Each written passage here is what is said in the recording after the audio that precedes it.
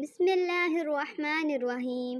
السلام علیکم ویورز، آج میں آپ لوگوں کے لیے ایک بہت ہی پیاری سی کہانی لے کر آئی ہوں۔ ایک دفعہ کا ذکر ہے کہ ایک چونٹی جو کہ دانے جمع کرنے کے لیے ایک راستے سے گزر رہی تھی کہ اچانک اس کی نظر شہد کے ایک چھتے پر پڑی۔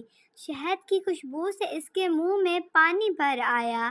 چھتا ایک پتھر کے اوپر لگا تھا۔ چونٹی نے ہر چند کوشش کی کہ وہ پتھر کی دیوار سے اوپر چڑھ کر چھتے تک رسائی حاصل کرے، مگر ناکام رہی کیونکہ اس کا پاؤں پھسل جاتا تھا اور وہ گر پڑتی تھی۔ شہد کے لالچ نے اسے آواز لگانے پر مجبور کر دیا اور وہ فریاد کرنے لگی، اے لوگو، مجھے شہد کی طلب ہے۔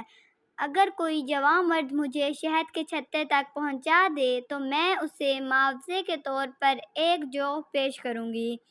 ایک